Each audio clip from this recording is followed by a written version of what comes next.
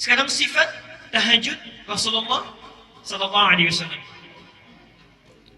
Nanti kita akan jeda dulu sejenak di sini, kita buka untuk diskusi dulu. Bapak Ibu sekalian, kalau sekarang kita sudah merencanakan, insya Allah saya akan bangun malam nanti, bisa? Ya, bisa. Kemudian kita sudah siap untuk tahajud. Bagaimana cara Nabi mengajarkan kita tahajud? Bagaimana sifat sholatnya? Disampaikan oleh para sahabat, yang lebih banyak diriwayatkan oleh kerabat Nabi SAW. Ada di antaranya Aisyah, di antaranya Ibnu Abbas, dan di antaranya Ibnu Umar. Mari kita lihat beberapa keterangannya. Satu, dari segi bacaannya. Nabi SAW diriwayatkan hadis dari Al-Bukhari, nomor hadis 3569, dan hadis Muslim nomor hadis 738. Ini hadis diterima dari Aisyah radhiyallahu anha. Kata Aisyah, adalah Rasulullah SAW selalu menunaikan qiyamul lail, salat malamnya itu. Selalu menunaikan salat malamnya, baik di Ramadan ataupun di luar Ramadan. Kata Aisyah, itu ditunaikan dengan 4 rakaat. Jangan tanya tentang bagus bacaannya.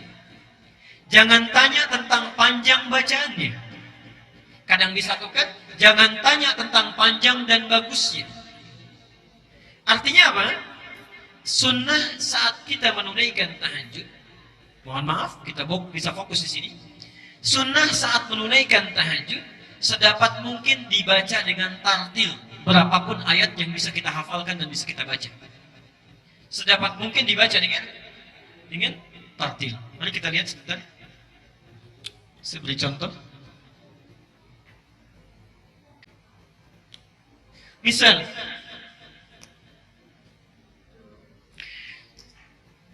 antum ingin menunaikan tahajud, baru hafal 50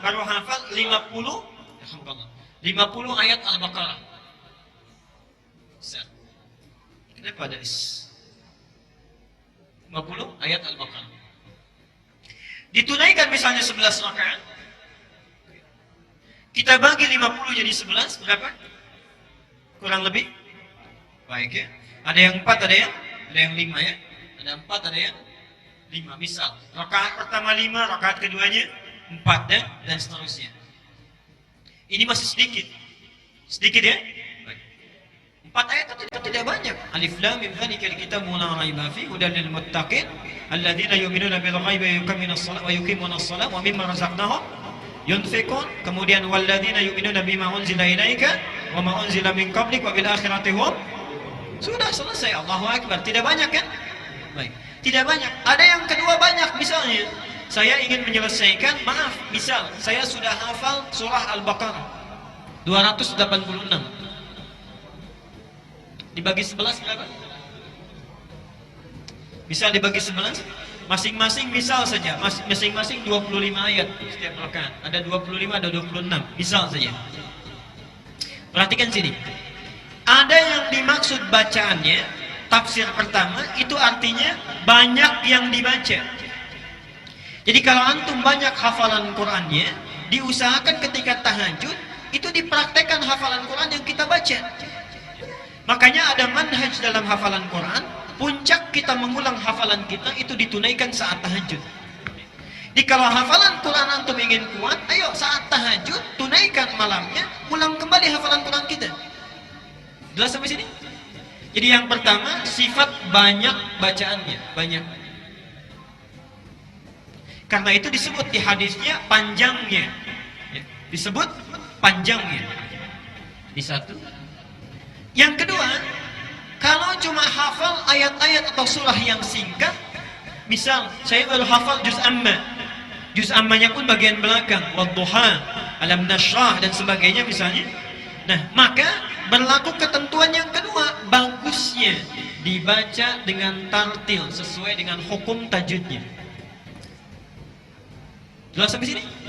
Kalau hafalnya sedikit, baca pelan-pelan, jangan terlalu cepat. Maaf, sifat bacaan itu ada 3 cara. Satu disebut dengan hadr. Hadr itu membaca Quran dijadikan 2 harakat panjangnya, cuma 1 detik. Misal, Alhamdulillahi Rabbil Alamin, Ar-Rahmanir Rahim, Maliki Yaumiddin. Di setiap satu detik, dua harakat, itu disebut dengan qiraah hadr, cepat. Biasanya ini bacaan di sholat sunnah yang berjamaah, tarawih misalnya, maka disunnahkan membaca yang ini, hadr. Yang kedua ada yang disebut mutawassit, pertengahan. Jadi dua dijadikan empat, ya. Dua harakat dijadikan empat harakat, 2 detik. Alhamdulillahi Rabbil Alamin, Ar-Rahmanir Rahim, Maliki Yaumiddin. Itu disebut dengan mutawassit, pertengahan. Itu sunnahnya digunakan dalam solat-solat yang fardu berjamaah. Jadi tidak terlalu cepat, tidak terlalu lambat. Adapun solat malam, kalau hafalan kita itu singkat, maka gunakan yang ketiga, tiwal, yang paling panjang, 6 harakat. Misal, sambil kita khusyuk mendekat kepada Allah, Alhamdulillahi Rabbil Alamin, Ar-Rahmanir Rahim, sambil dihayati gitu ya. Itu insya Allah rumusnya, kata Aisyah, baca walaupun sedikit dengan bagus, ambil yang paling akhir. Jelas sampai sini? Baik. Nah, bacaan seperti itu yang akan menyentuh ke dalam jiwa. Kalau antum bangun malam tapi bacaannya kecepatan, itu juga tidak akan berpengaruh kepada jiwa. Jelas ya? Itu bagian pertama rumusnya.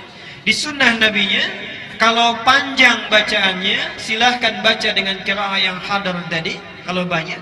Kalau pendek bacaannya, maka tingkatkan kualitas hukum tajwidnya. Jelas? Selanjutnya, itu dalil yang saya sebutkan.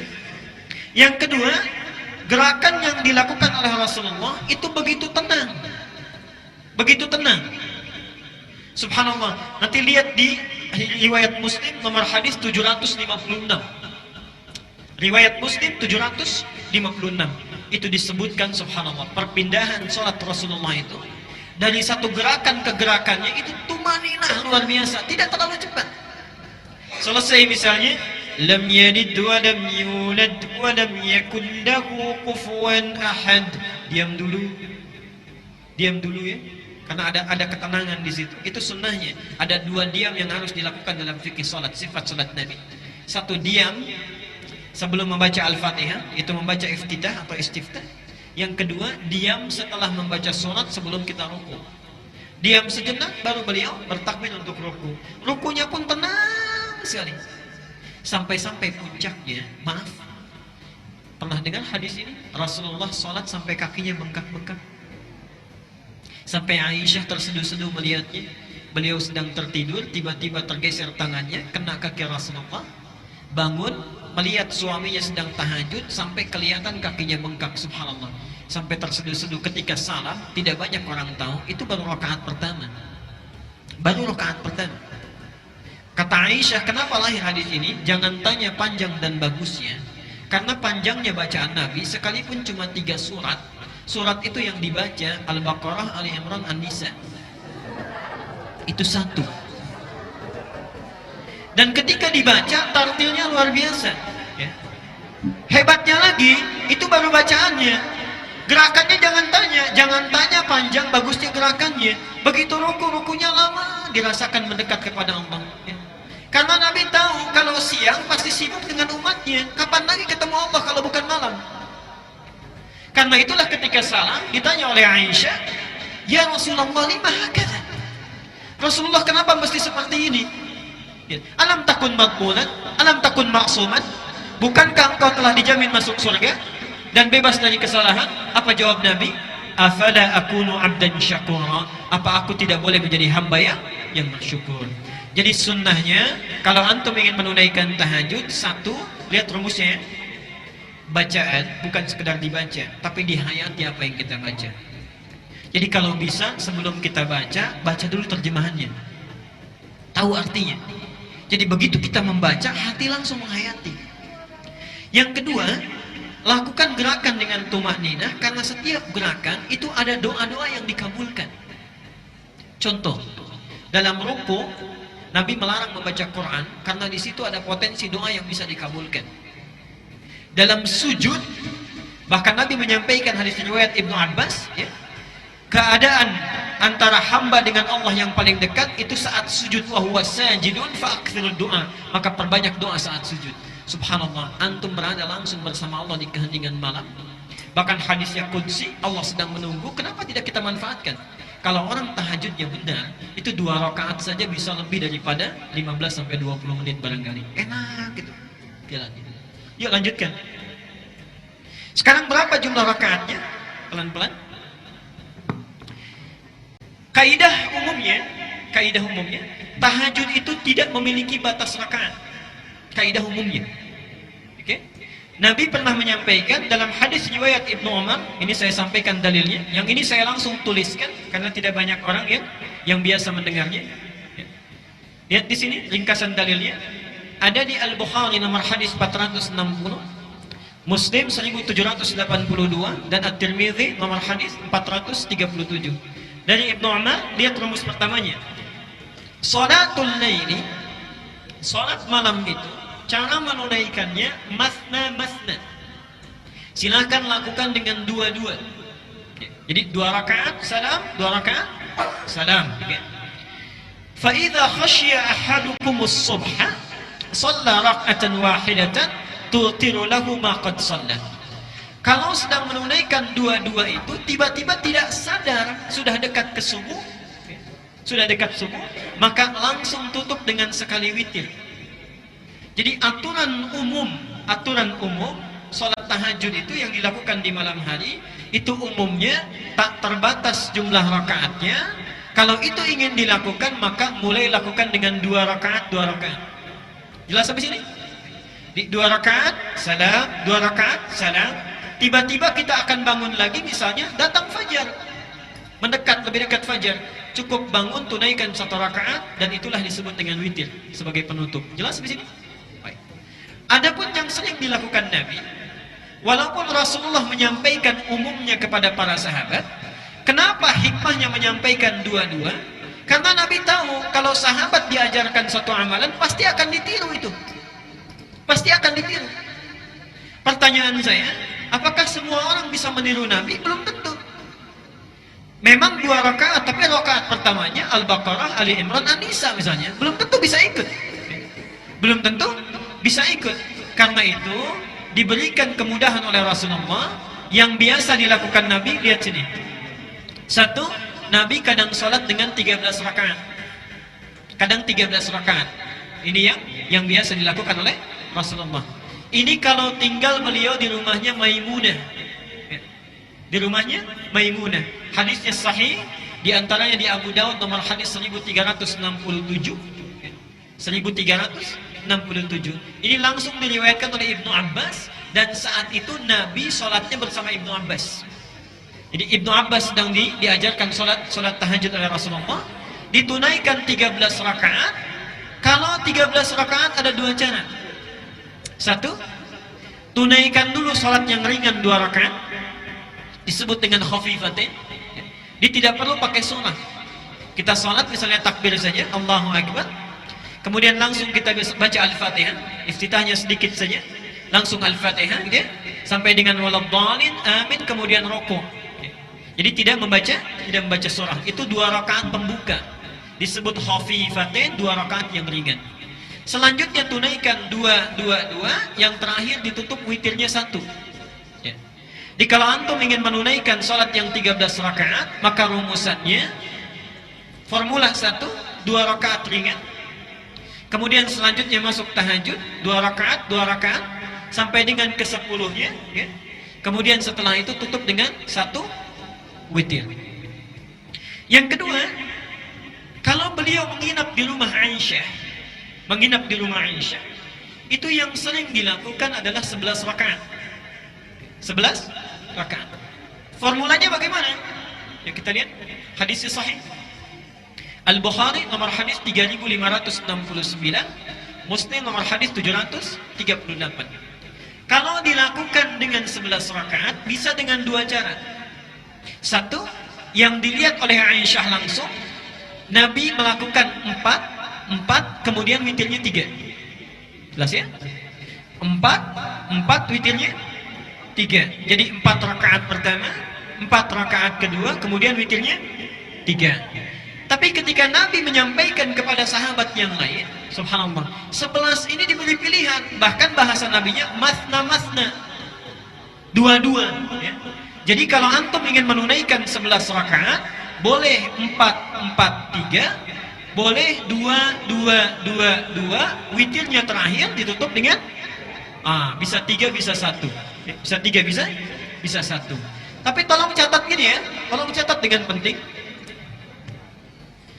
Sifat sholat Nabi, kalau beliau melakukan di 4-4-3, itu biasanya di setiap rakaatnya, misal yang 1, yang 4 ini, itu banyak yang dibaca, ditamatkan, diselesaikan. Misal 4-4-3, dari 4-4-3 ini ingin menamatkan, misalnya mohon maaf 4-4-3, 11 juz. Di setiap satu berdiri 1 juz misalnya, 1 juz. Jadi sekali 4 rakaat itu berapa juz? 4 juz. Ringan itu insya Allah. Demi Allah saya katakan ringan. Ketika antum berdiri, ringan itu ya, insya Allah. Yang berat berdirinya. Lihat sini sebentar. Perhatikan sini ya. Ini 4, ujungnya 3. Tapi kalau dipecah oleh beliau menjadi 2, kemudian 1 atau 3, perhatikan rumusnya. Ini sebetulnya rumus untuk memudahkan supaya kita tidak berdiri terlalu lama kalau tidak kuat. Contoh, ini kan 4. Antum tahan nggak berdiri sampai 4 juz? Tapi kalau kita berdiri dipecah jadi 2, 4 dibagi 2. 2.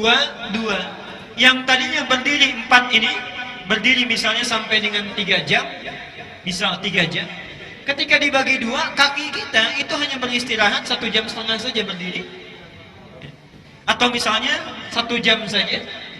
Setelah selesai kan bisa duduk dulu, baru bangun lagi. Jadi rumusnya kenapa dibagi kepada 2-2? Biasanya yang 2-2 ini untuk memudahkan dan memperingan cara kita berdiri. Jelas sampai di sini? Baik. Jadi kalau antum ingin nyaman, banyak berdirinya, banyak turun naiknya, silahkan tunaikan 2-2-2-2. Kalau sekiranya ingin menamatkan Qur'annya, sanggup berdirinya, silahkan tunaikan 4-4-3. Jelas sampai di sini? Baik. Jangan ribut begini. Oh, ini yang benar 4-4-3. Oh, tidak, ini 2-2-3. Ya. Tapi sholatnya sama, tidak sesuai sunnah Nabi. Yang 4-4-3 30 menit, ya. Yang 2-2-2-1 cuma 20 menit itu sama-sama keluar. Baik. Saya kira saya berhenti dulu di sini. Baik. Jadi setelah disampaikan amal itu, perhatikan sini ya. Antum pilih mana? Ingin dapat pahala 10 kebaikan atau dapat pahala 1000 bulan? Saya ulang, kita akan buat kesepakatan dan ini ada di rumah Allah. Ada di rumah Allah. Dan Allah tidak akan menyalahi janji. Dan antum membuat kesepakatan disaksikan oleh Allah insya Allah. Ada tawaran dapat 10 kebaikan pahala, dapat 1000 bulan. Ingin nomor 1, nomor 2? Saya ulang. Ibu-ibu itu pintar itu kalau hitung gitu ya. Nanti saya berikan rumus ibu-ibu itu ya. Baik. Ada tawaran, gak ada yang ketiga, cuma 2. Pilih salah satu. Ingin dapat 10 kebaikan, ingin dapat 1000 bulan. Baik, dua-duanya, gak ada masalah. Baik, alhamdulillah. Perhatikan sini ya. Yang gak jawab masih ragu-ragu itu. Kalau antum bawa ilmunya saja hari ini, itu dapat 10 kebaikan. Tapi kalau antum amalkan malam ini, ilmu yang langsung diamalkan dengan amalan, perhatikan, yang langsung diamalkan dengan amalan, itu minimal pahala yang kita dapatkan 1000 bulan kebaikan. Kita mengamalkan amal ibadah dengan ilmunya, itu bedanya 1000 bulan dengan yang hanya sholat tanpa ilmu. Satu. Jadi kalau antum tekad malam ini bisa bangun, kita tunaikan, setidaknya Allah memberikan pahala yang banyak. Kalau ditambah dengan baca Quran, hadisnya sahih. Misal, setelah sholat kita perbanyak istighfar, kemudian tilawah Quran. Perhatikan hadisnya sahih sekali. orang yang membaca Al-Quran, kemudian dia mengamalkan kandungannya, maka akan dibangkitkan saat yaumul hisab, membawa mahkota yang sinarnya sangat terang, lebih terang dari mentari yang masuk ke dalam rumah-rumahnya, dipakaikan di kepala kedua orang tuanya. Saya ingin tanya, maaf ya, sampai detik ini antum sudah semaksimal apa berbuat baik kepada kedua orang tua? Jangan katakan orang tua saya sudah tidak ada mantan orang tua. Oke. Sudah sebaik apa? Kalau maaf ya, tolong dibawa ini sampai ke rumah. Kalau antum masih ada orang tua, jangan tunggu hari esok untuk berbuat baik. Muliakan dari sejak sekarang, bagaimanapun caranya. Karena demi Allah saya katakan, saya dari kecil dirawat sampai tumbuh dari SD, masuk ke pesantren sejajar dengan satu thanawi ya, satu SMP. Ayah saya wafat. Saat sudah sanggup kita berbuat satu kebaikan, orangnya sudah tidak ada. Jadi jangan sampai antum mengalami hal yang sama dengan apa yang saya alami. Ada orang tua berbuat baik, jangan sungkan kita. Tapi kalau sudah tidak ada, sulit lagi kita untuk berbuat baik. Kalau antum orang tuanya sudah tidak ada, sekarang diberikan peluang kebaikan. Setiap kita baca Quran mengamalkan, ada peluang kita memberikan mahkota bagi kedua orang tua kita nanti. Awas, hati-hati. Orang tua yang lainnya mendapatkan mahkota, orang tua kita hanya tersenyum atau bahkan sedih, anak kita tidak membawa apa-apa. Karena itu ilmunya sudah saya sampaikan, malam ini tinggal kita praktekkan. Semoga Allah memberikan kebaikan kepada kita semuanya.